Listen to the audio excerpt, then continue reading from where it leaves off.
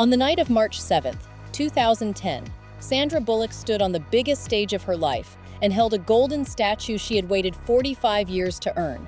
It was the Academy Award for Best Actress, the highest honor her profession could give her, and the whole room rose to its feet. Sitting in the front row, beaming up at her, was her husband, the man she thanked from that stage, the man she had called the love she never thought she would find. His name was Jesse James. 10 days later, that same woman would learn that while she was filming the role that won her that award, her husband had been living a second life with another woman. That woman was only the first one they found. So before we talk about how Sandra Bullock found love again at 61, you have to understand what was taken from her at the exact moment she finally had everything. Because this is not really a story about a man who cheated. It is a story about a woman who kept choosing love long after the world had given her every reason to stop. Stay with me, because the last chapter of this is the part nobody saw coming.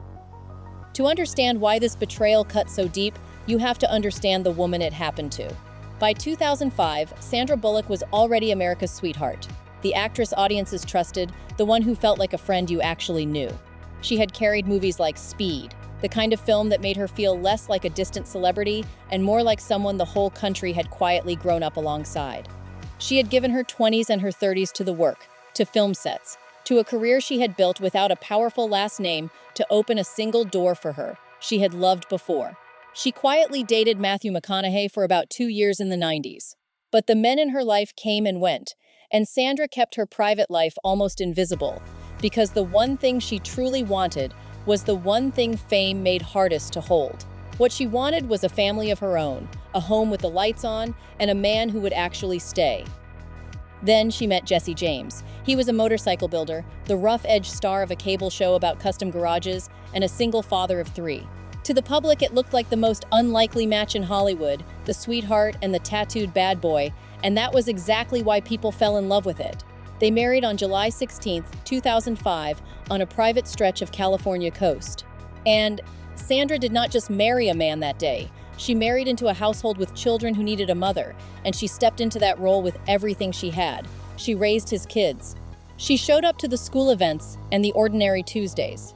She built a real life inside that home and asked for almost nothing in return except his loyalty. For 5 years, that was the story everyone believed. The sweetheart who finally got her happy ending with the last man anyone would have picked for her. But behind the gates of that house, something had already begun to rot. And here is the part of the timeline that almost no one stops to put together. Because once you line up the dates, you understand why this was not just cheating. It was something colder than that. The Oscar that Sandra won on that March night was for a film called The Blind Side. She had filmed it across 2008 and into 2009. Pouring herself into the role of a mother who takes in a boy who is not her own. And during those very same months, while she was away on set giving the performance of her career, Jesse James was carrying on an affair with a tattoo model named Michelle McGee. By her own later account, it lasted 11 months. 11 months that overlapped almost perfectly with the work that would crown Sandra Bullock a champion. Sit with the cruelty of that timing for a moment. The very thing that lifted her to the highest point of her professional life was running day for day, right alongside the thing that would detonate her personal one. And if you have ever discovered, long after the fact, that the worst chapter of your life was quietly unfolding underneath one of your proudest, then you already understand the specific kind of vertigo that came next. It is not only the betrayal itself. It is the way that betrayal reaches backward and rewrites every good memory you thought you got to keep. The story broke on March 17, 2010, when a magazine put it on the cover and called it the ultimate betrayal. Within days, Sandra pulled out of the London premiere of her own film and vanished from public view entirely. And on March 18th, Jesse James issued a public apology, and his exact words were these: "There is only one person to blame for this whole situation, and that is me." It was the closest thing to honesty in the entire affair. But here is what made it so much worse than one terrible mistake. Michelle McGee was not the only one. In the days and weeks that followed, more women came forward, each with her own account. And the picture that formed was not of a man who slipped a single time. It was the picture of a pattern.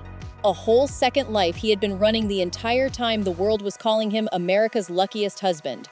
And through all of it, Sandra said almost nothing. She did not hold a press conference. She did not sit for a tearful interview to win the public over to her side. She simply went quiet and let the facts pile up on their own, even as the number of women kept climbing. But what Sandra did next is the part of this story I wish far more people knew. Because while the headlines were busy counting the other women, she was quietly making a decision that tells you everything about who she actually is. Months before any of this became public, Sandra and Jesse had already begun the process of adopting a baby. A little boy, born in New Orleans, named Louis. When the marriage exploded, Sandra could have walked away from all of it, the man and everything attached to him, including that adoption. Instead, on April 23, 2010, she filed for divorce. Just 5 days later, on April 28th, she introduced the world to her son. She would raise him alone. She chose to become a mother in the very same month she became the most publicly humiliated wife in America. Here is the part that will stay with you. Years later, talking about that time, she explained that her whole focus was protecting that baby from her own pain. It is a newborn. They take on everything that you are feeling. So my obligation was to him, and not tainting the first year of his life with my grief.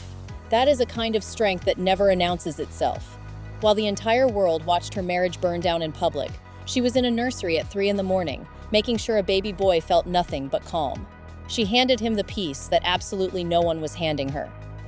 The divorce was finalized on June 28, 2010. Barely 3 months after the betrayal became public, it was legally over, and Sandra Bullock walked away with her son, her dignity, and almost no noise at all. She did not write a tell-all. She did not go on a press tour to settle the score.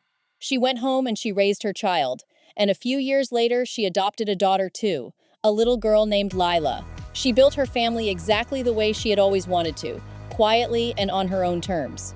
And for a long time, that looked like the whole story. The sweetheart who got burned and decided the family she made herself was more than enough. For 5 years after that divorce, there was no man in the story at all.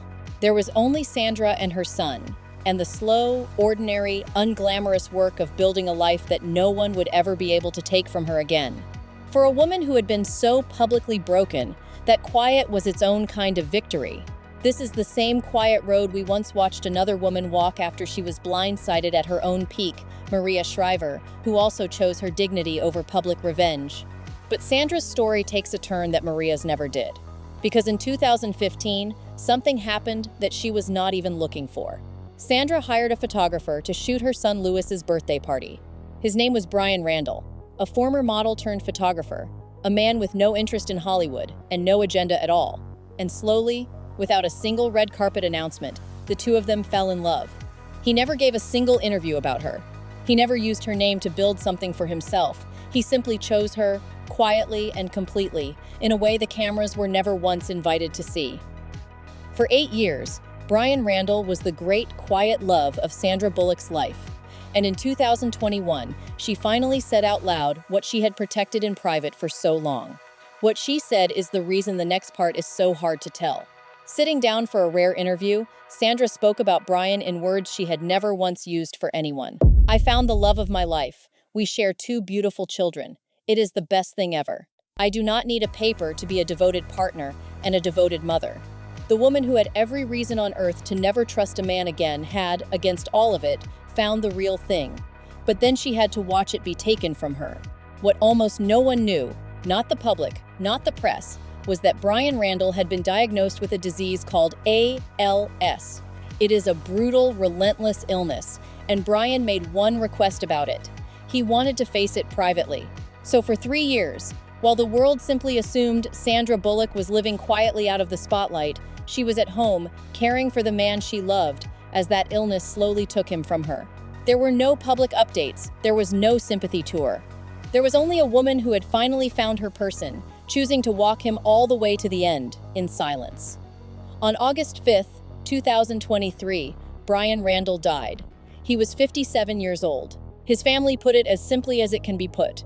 Bryan chose to keep his journey with ALS private, and those of us who cared for him did our best to honor his request. She did honor it. All the way to the very last day, she honored it. So here we are. Sandra Bullock is 61 years old now. She was betrayed at the highest moment of her career by a man who ran a whole second life while she earned the greatest honor her profession can give. She rebuilt herself into a mother of two. She found a love so real and so steady that she called it the love of her life. And then she lost him, quietly, with a grace most of us will never be asked to summon. Twice now, life has handed this woman the one thing she wanted most, and twice it has been pulled away, once by betrayal and once by something far crueler and far less anyone's fault. That leaves the only question that really matters. After everything she gave and everything she lost, is Sandra Bullock ready to let love in one more time? She has not announced a soul. There is no new romance, no secret reveal waiting at the end of this. There is only a woman of 61 who has loved bigger than most people ever dare to, and who has paid for that love more dearly than most people ever could. She once said something about how her life worked out, and it has honestly stayed with me. My life went the way it went because it was supposed to be that way. After all of it, she still believes that. A woman who can be betrayed at her peak and widowed in private and still believe that love was always supposed to find her is not someone we should pity. She is someone we might learn from. If Sandra's quiet strength stayed with you, there is another woman who was blindsided at the very height of her own life and chose dignity over revenge, Maria Shriver. A different marriage, the very same grace, under a very public betrayal.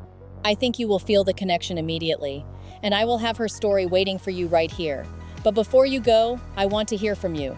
After everything she gave and everything she lost, do you believe Sandra Bullock is ready to let someone in again? Tell me honestly. I read every single one.